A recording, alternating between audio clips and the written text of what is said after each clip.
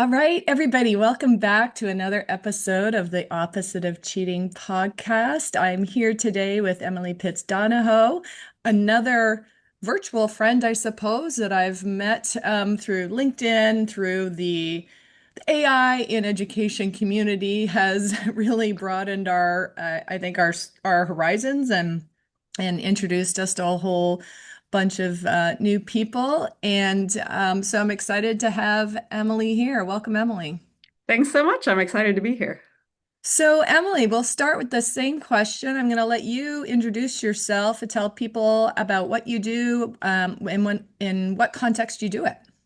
Sure. I'm an educational developer. We call it educational developer in the States, which means I work with faculty and graduate TAs and instructors to help them improve and enhance their teaching. So I work at the Center for Excellence in Teaching and Learning at the University of Mississippi. My two main buckets that I work on are graduate instructor and TA development, and also work on a lot of initiatives around inclusive and equitable teaching and how to reach and teach every student. But I also do a lot of work on alternative grading. So I work with my colleague Josh Eiler, who is the director of our center, on a lot of offerings for our faculty to help them think a little more deeply about the ways that they have traditionally graded and some alternatives for that, and that might be more beneficial for their students.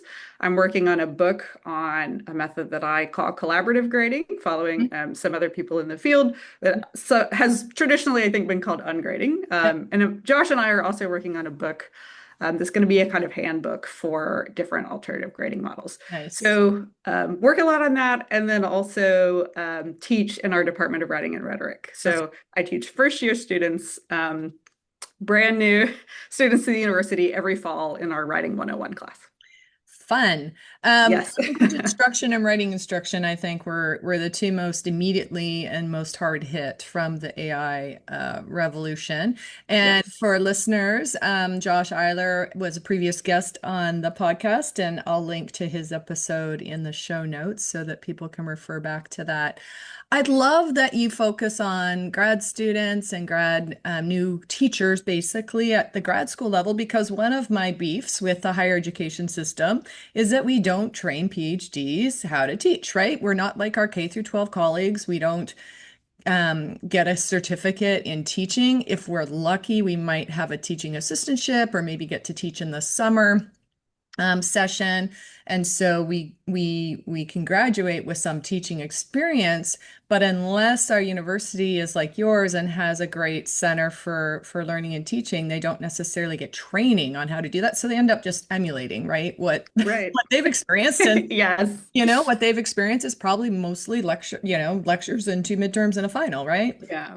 Yeah, I think it's criminal what we do to graduate students. And I'm a big fan of Leonard Cassuto on this point, who has written and talked about how our graduate programs are really set up in ways that benefit faculty more than they benefit graduate Yes. students. Get some research And assistants, right? yes, Yeah. exactly. Yeah. And so yeah, I love working with these students who are so interested and dedicated to Yes. teaching, but it's not often valued in the way that it should be in academia more broadly. Yeah. So it's a really fun part of my job, I think. Yeah, they're still expected to publish tons before they graduate and depending Right. on discipline, more so than otherwise.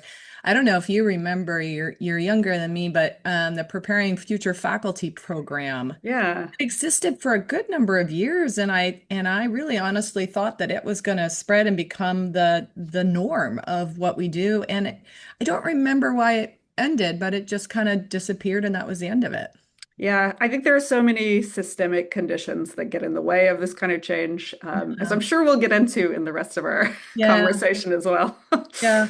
So thank you for doing that work. It's so important. I'm so glad your university is dedicating some time and some resources to helping new teachers.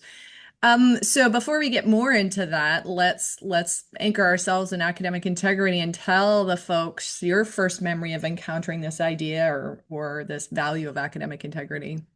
Yeah, I don't know that I remember the first time that I encountered the concept as such. I suspect that I was the kind of undergraduate student who read the student handbook like in the first week of class, after Yeah. orientation. And so I suspect there was something about it in there. Um, so I can't tell you, I don't have any memory of that, but I can tell you about the first time that academic integrity as a concept became more complex for me than Mm. just like right, wrong, cheating, not cheating, Yeah. integrity or not integrity. Yeah. And that was a time, I'm going to try not to be too long-winded in this story. No, it's okay. I love Um, good stories. yeah, so it was a time in high school. And I was the kind of student in high school who was extremely dedicated. All the teachers loved me. I excelled academically, right? And so I was often getting asked to help other students, to tutor or to, get Asked help by with the homework. teachers. Yeah, Yeah. sometimes by the teachers and sometimes by other students. And Mm. so occasionally a student would ask me like to give them answers on a Right. homework problem or and I would just staunchly refuse to do this because I felt that had a lot of integrity as a person.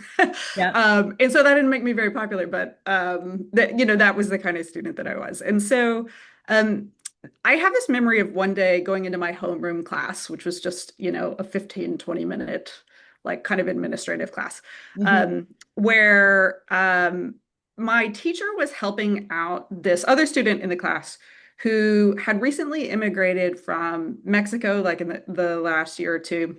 I knew the student he worked at.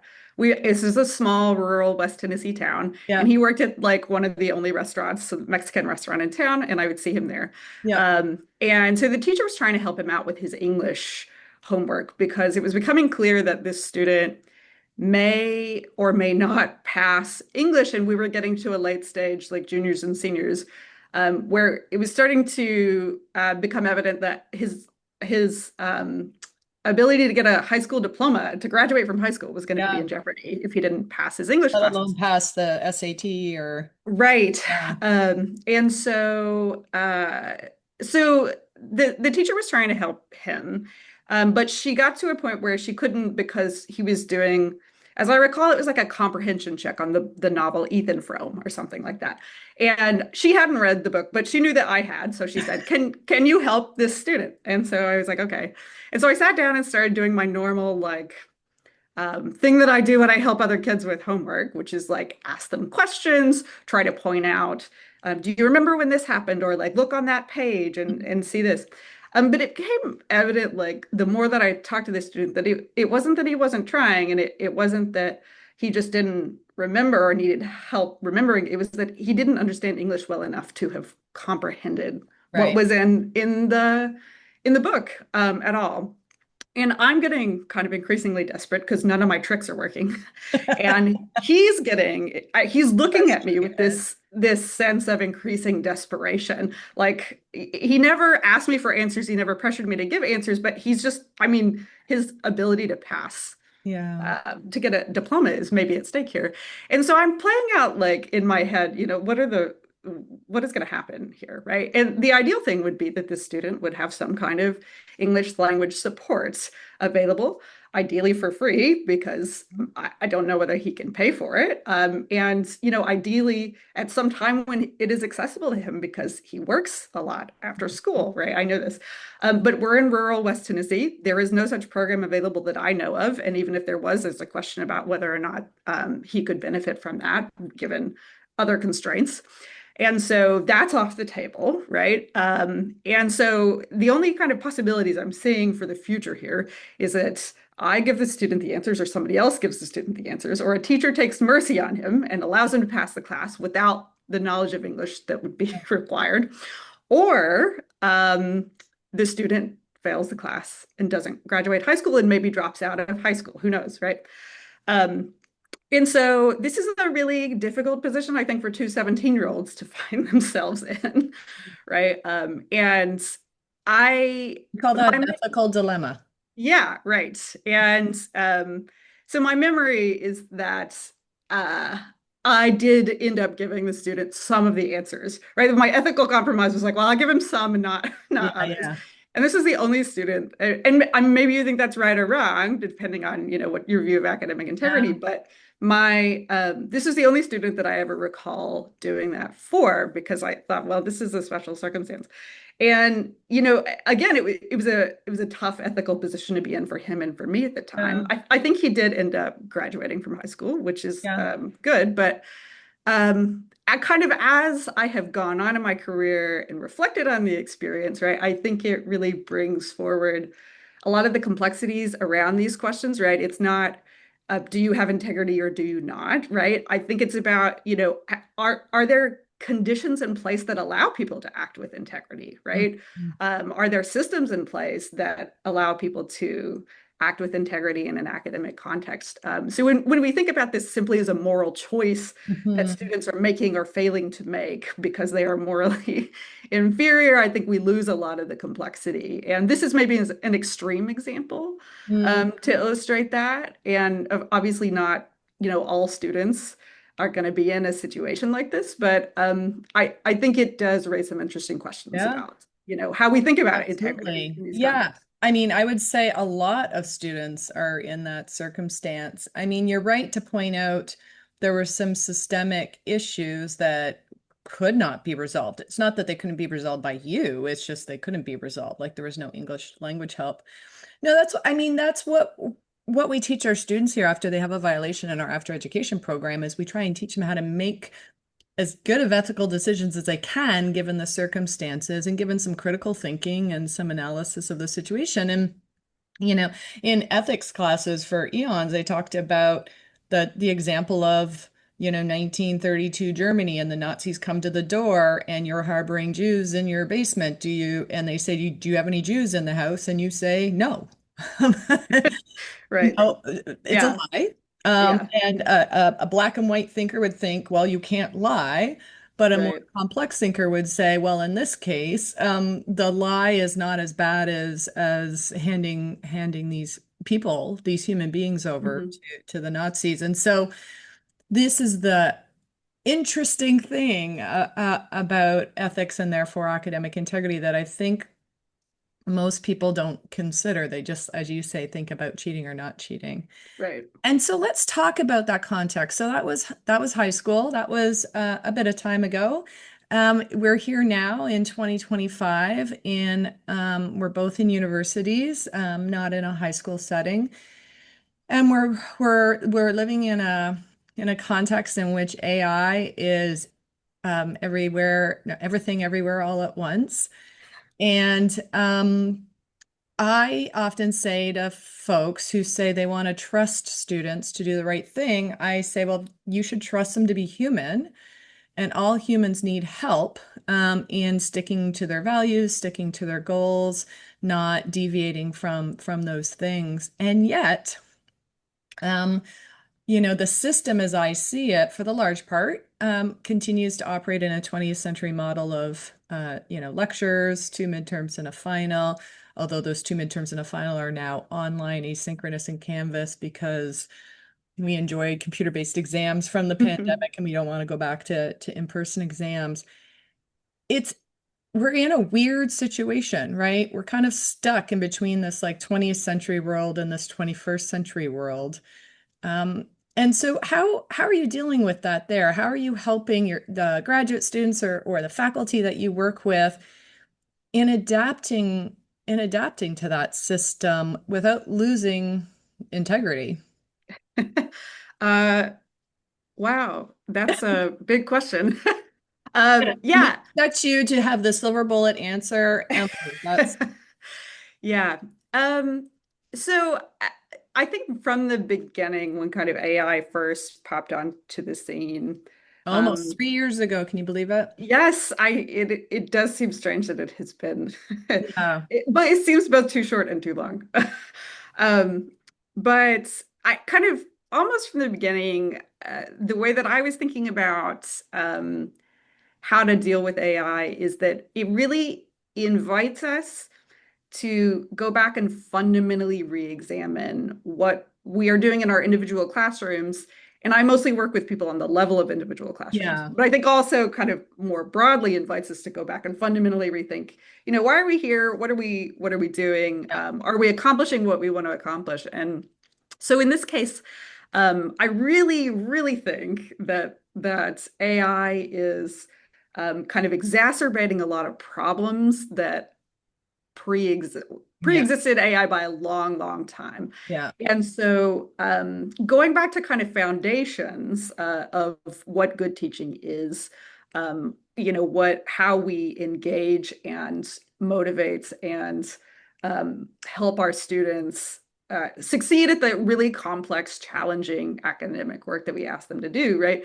Kind of rethinking on a fundamental level what we're doing in the classroom is Yeah. really, I think, unfortunately, the first step. In that it's not, you can't, it's hard to solve this problem with more technology. It's hard to solve this problem with uh, more kind of interventions or surveillance, or like even adding more, to your faculty checklist of like all the things that you have to Yeah. do in the classroom. I think it really does involve more fundamental work of rethinking, reimagining, re-envisioning what we're doing. And of course that is a lot of work, right? It's a lot of Exhausting. time and effort. Yeah.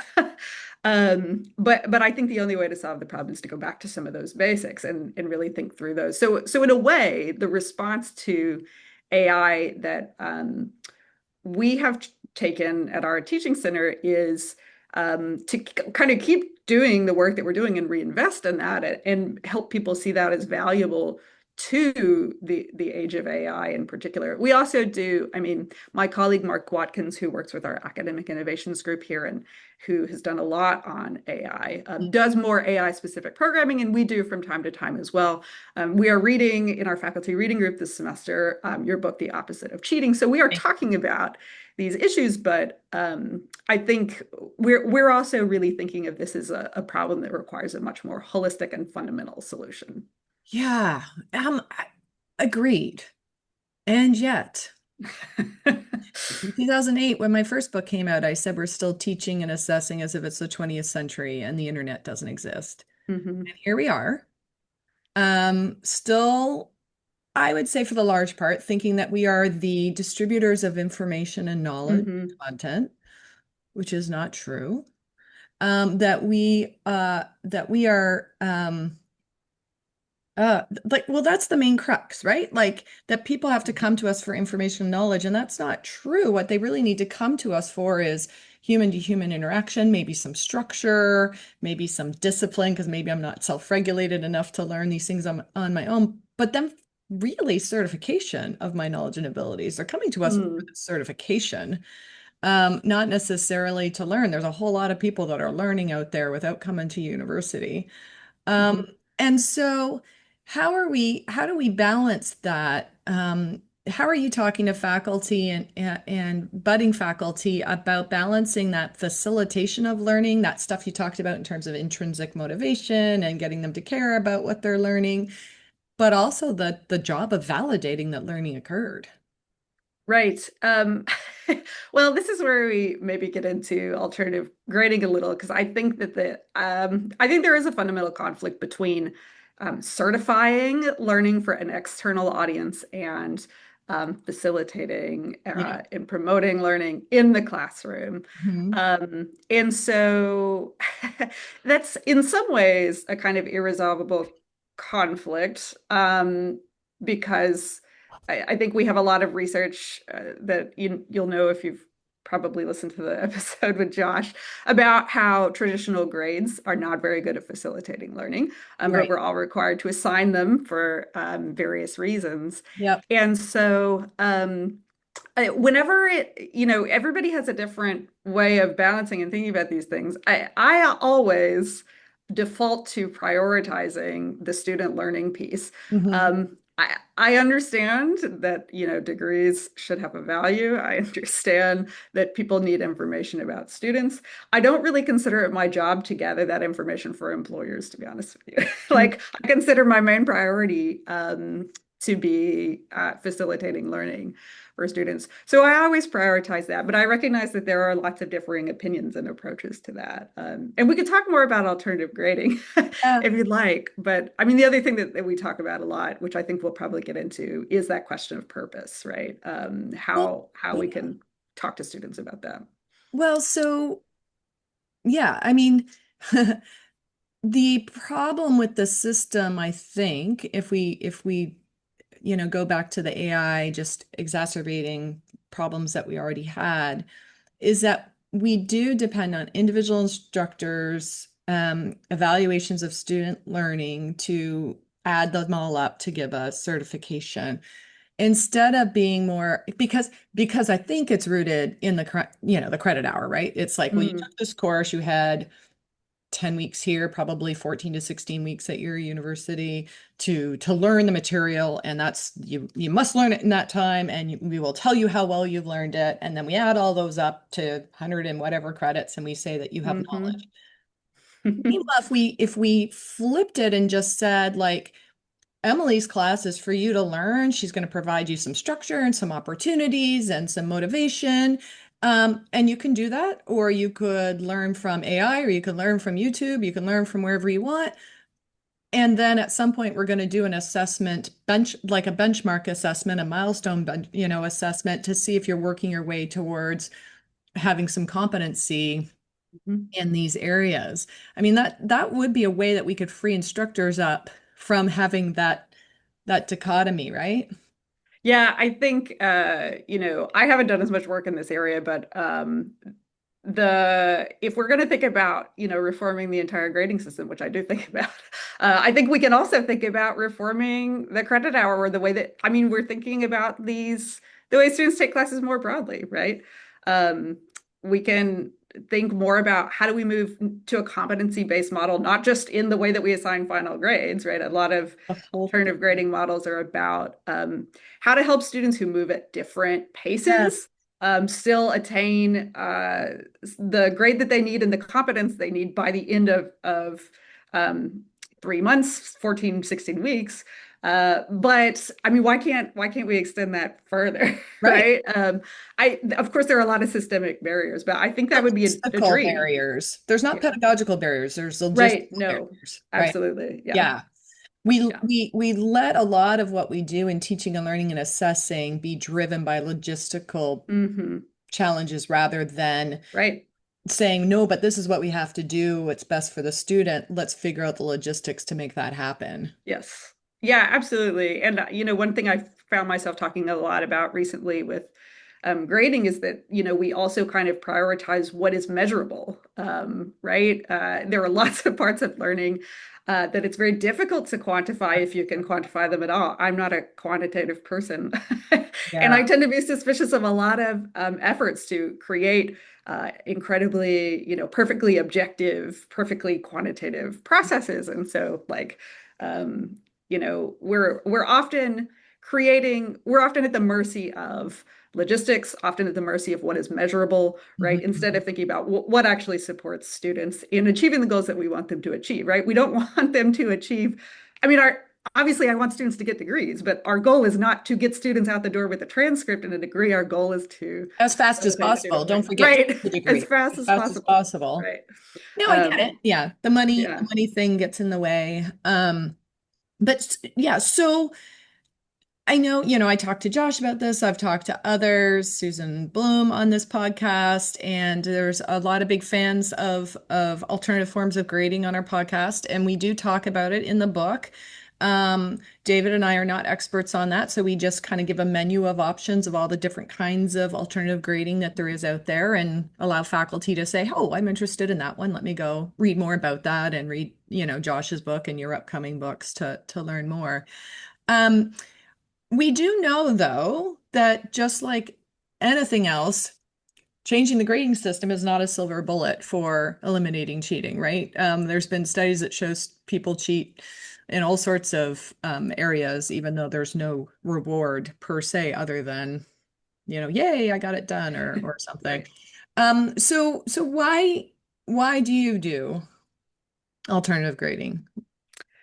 Yeah, it is not a silver bullet. I still do have problems with AI in my classes. I have found it, in my personal case, I think more And you teach successful. composition. I teach writing 101. Yeah, so Yep. first year writing and rhetoric. Yep.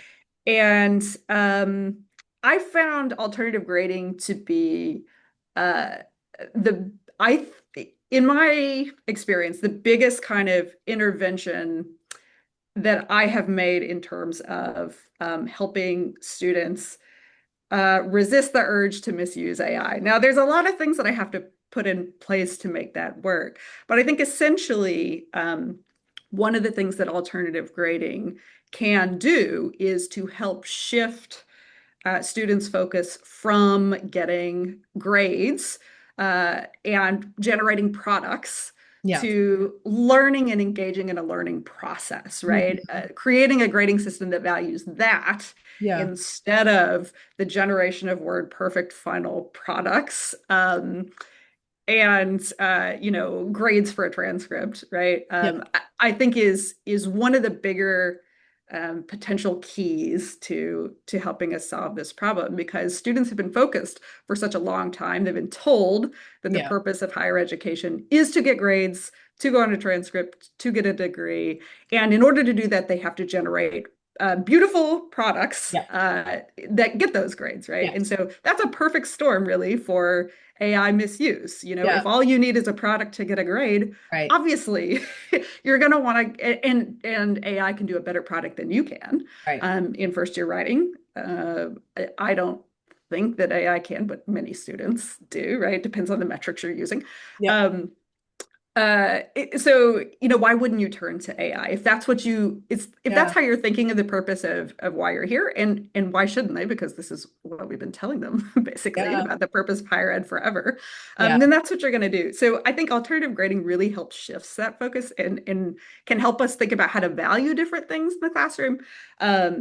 That is I has been for me really beneficial in my own classroom. I every year I think I'm going to have huge problems with AI. I put all these things in place. And then it turns out that it's never as bad as I think it's going to be. And I attribute that, of course, to the students, but I think in large part to the kinds of grading systems that I use as well. The context matters for sure. I mean, you are, trying to shift their focus from being extrinsically motivated to intrinsically motivated. You're helping them see that the process matters more than product. We do, I think, know from the research, and correct me if I'm wrong, that if somebody just plops an alternative grading scheme onto their traditional pedagogy and they still emphasize products, it's not going to work. So whenever you hear someone say, I tried alternative grading and it didn't work, it's usually because they didn't change anything else about the course. And what I hear you Yeah, saying is you're de-emphasizing product, you're emphasizing process, and that goes hand in hand with it. You can't, I don't think, do one without the other because you're not sure what is the chicken and the egg, right? Is it your focus right. on the product that creates the grade obsession, or is it the focus on the grade that creates the product problem?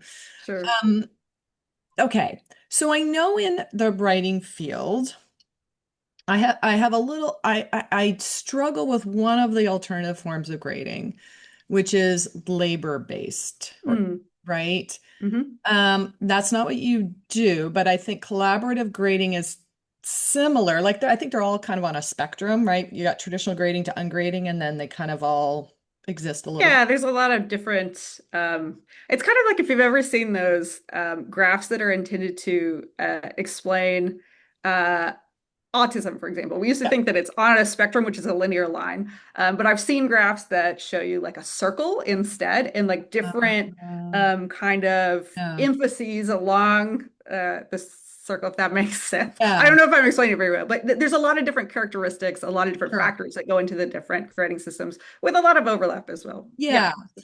So I believe that labor-based grading really came out of like inclusionary pedagogy or anti-racist pedagogy, maybe even, but strong in the writing field. I mean, I think in general, the whole alternative grading thing probably came a lot from the writing field, but I could be wrong about that. But the labor-based grading, I don't know. I don't get it. Like, so what if I put a lot of labor into it? If I'm not actually improving, if I'm not making progress, and then what? then what's the point, right? And so tell me about the difference between that and collaborative grading for you.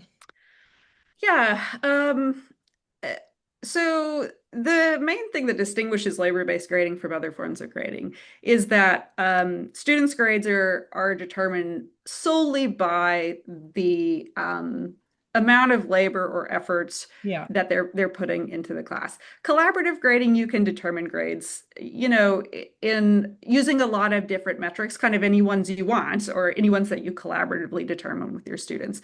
And so I do have labor as a kind of component of my grading system, but it's not the only thing that we're Okay. thinking about. And I find that useful for my context for a variety of reasons. I'll say that so labor-based grading came out of I think it's mostly championed by Asao Inoue, who does teach writing, and it does come out of a desire to um, address white language supremacy in particular, right? So his view is that if we're grading based on quality, quality is an extremely subjective metric that is also steeped in a lot of white supremacist or otherwise oppressive assumptions that we have Mm, about how language works, mm, right? And so grading students based on what we have normally called quality, um, in Inouye's view and in many other people's view, is um, perpetuating that kind of oppressive structure, mm. right? And so moving to labor-based grading is instead kind of valuing the work that students are putting in. And it's not that they aren't getting feedback on Okay. what the instructor views as the quality of their work along maybe many different metrics, but their grade isn't being determined by quality Yeah. necessarily. And so I think people have many different, I'm very sympathetic to this view, and I think people have many different and reasonable views on the idea of grading on quality versus grading on labor. And My own go ahead. no, I was going to say, and yet I'm thinking about the disparity between a rich student that doesn't have to work for a living while they're in college and a student that has to work for a living. And then the student has to work for a living plus take care of a dependent, whether that's an elderly or a younger dependent. They don't have time to put labor in. I mean, Right. so we're disadvantaging students who are poorer or have to work because they don't have the time to put in. It doesn't. So in a way, I think Yeah. it advantages the very people that we were trying not to advantage. Well, and Inoue has, I mean, there's a lot of conversation about this because, there's many critiques of labor-based grading, particularly from a disability studies perspective, Yeah, that are talking makes about sense. that issue and the kind of way that time is measured or Yeah, valued in those systems. And I think Inoue has, I haven't kept up with this conversation as yeah. well as I could, but I think there's been ongoing kind of discussion about that's been really productive. And so, and also many times the contracts used in labor-based contract writing are determined democratically Yes. with the whole class, right? So, people do have some say. I First, mean, go ahead. no, I was getting sorry to interrupt because I didn't want to make you I realized I was making you defend a practice you're not even using. But my point was leading towards the practice you do use, which has some similar features. But in collaborative grading, it's not a contract with the class, right? It's a contract with each individual student. So, Not yeah, I don't contract. I use the word. Yeah, I don't really have a contract. I mean, Yeah. what I tell students, and this is not so the only way that the only kind of distinguishing feature that I would personally use to mark collaborative grading Yep. as different from other systems is that grades are determined in consultation with the student and Mm, instructor. And the student or the instructor may have more or less control over that, and they may have more or less kind of input about what a grade means in a mm, collaboratively graded class. But the main distinguishing feature is that students and instructors are able to discuss a student's grade, and the student has considerable input on that grade. So the way that I think about grades in my own class, and collaborative graders do this very differently. Yeah. It varies from person to person, but I tell students that there are three things that I'm thinking about and that I want us to think about as a class when we are evaluating their work over the course of our time in the class. The first is quality of work. So I do take that metric into account. Okay. For me, primarily because I'm thinking about right or wrong. I'm thinking about students' progression into writing Yep. 102 and trying to set up an expectation, in part for them because these are first year students, that even though I think it would be really cool if we only graded on effort or improvement or growth on an individual level, Yeah. that they are going to need to expect in college that they will be assessed on quality a lot. So quality is the first thing, right? Yep. Is students' work kind of what level are they achieving the learning goals at for the class? Yep. The second thing is quantity. So just how much work did they do, right? And so this is where the labor component kind of comes in, right? Did you attend most classes? How many assignments did you complete? How many revisions did you Mm. complete? That kind of thing. So quality of work, quantity of work. It's And then also the about third, the process, right? How sure. thoroughly did they engage in the process? Yeah, engagement is kind of a part of Yeah. that, right? And then the third one is growth, right? Did you demonstrate over the course of the semester, no matter where you started, Hmm. were you able to demonstrate that you improved in some way, in multiple ways, over the course of our time, right? So even if you started off, really high, writing really high quality papers, Yeah. were you able to demonstrate even that you grew a Mm. little? And so what I tell students is that everyone is going to have a different maybe balance between these three things. Some people may start off writing really high quality stuff. They might grow only a little and still be able to succeed in the class. Some of them may even end up at the end of the class with work that is still at the level of, still developing, right? Still not fully achieving the learning goals. But if they completed all the assignments and if they demonstrated, yeah, I started, way at the bottom and I grew a lot, right? Even if I didn't reach the level that I would Mhm. ideally want students to reach in this class, you can still succeed in the class, right? Sure. So there are many kind of different ways that students can think about success in the class, and each student we talk about, on those three metrics, kind of where are you? And I have a kind of general table of, for quantity, quality, and growth, here are the things that I would expect Yeah. you to be able to show me as evidence for these different grades. But Right. it's not a firm check, like if you didn't attend 90% of class days, you can't propose Right. an A or something like that. It, Which would it be more does take, specs grading in a way, right? So you have to yeah, or get more 8%. more contract grading, which is Okay. like, right, did I check off Okay. all of the boxes? Okay.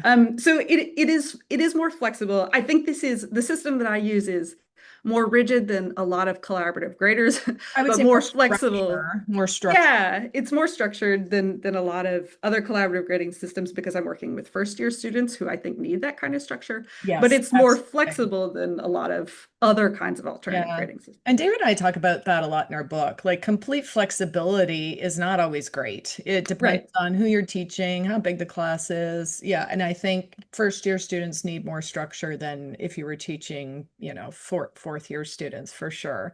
So I do think that's a great idea. So two final questions for you that I know listeners might have. The one is, of course, and I know you get this all the time, is so every student probably proposes that they get an A in your class. You're Uh, giving out A's to everybody. no, that's not the case. And I know that this is uh, something that the many other people who have done this kind of grading have said that, when expectations are clear, Mm, when lines of communication are constant with students, when you've been able to kind of set standards for what you think students should be able to achieve over the course of the semester, I think you do find that students are not all proposing A's for themselves. Now, some people are okay with students proposing all A's for themselves. Like, I think maybe if I was brave enough, one thing that I would want to do is say, everybody gets an A, and now we're just going to learn, right? yeah. I'm not quite brave enough, and I'm teaching a population that I'm not sure that would really work for. But no, students don't propose all A's. I get a kind of spectrum, and to be honest, I think I end up with a lot of like B range grades Mm, because there are a lot of students who everybody can succeed in the class if they put in a good faith Yeah. effort. Like in my class, and people have different views on this, but in my class, if you put in a good faith effort, you can get up there, right? But a lot of students have so much difficulty transitioning to college and Yeah. managing all of the things that are required for that I actually don't end up with majority A's or even classes that are like 50% A's. Yeah. And students are able to look at when we do these self-assessments, they have to say, here's the number of assignments I've completed. Here's how I've shown, here's an evidence that I would provide to show growth. And when they sit down to do that and take responsibility for that, they see, oh wow, like I didn't complete Yeah. all the assignments, or like I'm missing a lot of assignments here, or you know, Yeah. I didn't really that revision I didn't really do very much with Yeah. it, right? And so when they are asked to look at those things, assess them for themselves, Mhm. and then justify, here's the grade that I think I should receive, To your face, um, like you're having a yeah, conference with them. yeah, Yeah. I do have conferences, but yeah, it can be written, right? But yeah, so students have to take responsibility for that on Yeah. their own, and I think that makes it difficult for them to just kind of brazenly say, I deserve an A for doing no work in this class, Yeah, right? we I don't actually, encounter that. I mean, I love this idea. Like it brings out the fundamental values of academic integrity. So responsibility you mentioned, and we always say add some public accountability to what they're doing, and it's going to increase their responsibility for what they're producing because they have to defend it, Hmm. with others, not just hand it into one person who gives it a grade and then they move Right, on. right. But also that trustworthy value, like most people don't want to be untrustworthy, so they're not going to Right. sit there and face you and say, "Yeah, I deserve an A," and it's like Yeah, you did 20% of the work. Like they're not. That's harder for most people. yeah. So I love that. Okay, so final question because it's a hot topic right now. You mentioned their grades based on quality, quantity, and growth. The quality piece. Grammarly now has a solution for that, right? It's going to tell students how to fix their grade, how you're going to grade it, what grade it's going to earn. Have you yet had a student come to you and say, "Well, Grammarly said this was an A paper, and but you're telling me I've got all this stuff to fix." I have not. Okay. I mean, it just, came It out a just came few out. weeks ago, Yeah. so I have not. I do what I try to do is I do something a little different. A lot of people who do collaborative grading don't give marks or grades at all on individual assignments. And I do give what I would call, and what Robert Talbert and David Clark in their book on alternative grading have called marks. So I yeah. let students know kind of for each learning goal on each assignment, I say, I think you're still developing on this learning goal, or I think Mm, you're proficient on this learning goal, or I think you're excellent on this learning goal. So I mm, have those three marks. And that's how I determine quality. So there's no letter grades involved. So I've never had right. anybody say, Mm, Grammarly told me this was an A. But I think it's also clear to students pretty early on in the class that my priorities for their learning are not the same as Grammarly's mhm. grading priorities, Yeah. or as many priorities that, or the kinds of priorities that they might have encountered in high school Yeah. English with other kinds of teachers. And so I think the Grammarly tool, I hope it becomes evident to students, is kind of irrelevant to my class because we're really thinking about different things than Grammarly is thinking about, and we're assessing in an entirely different way. Yeah. Um, but yeah, who knows, right? As things continue, Yeah. things are rapidly progressing and developing. Every year, I think I have more students who are interested in AI, and there's more knowledge around it Mm, for the students coming into my classroom. yeah. And so, I mean, we'll see how it develops. I think it has to be an ongoing conversation with Does. students. All right. Well, maybe we'll revisit it at the end of this academic year and see how, what developed over the course of this year. Thank you, Emily, for joining me in an episode of the Opposite of Cheating. Thanks, Trisha. It's been great.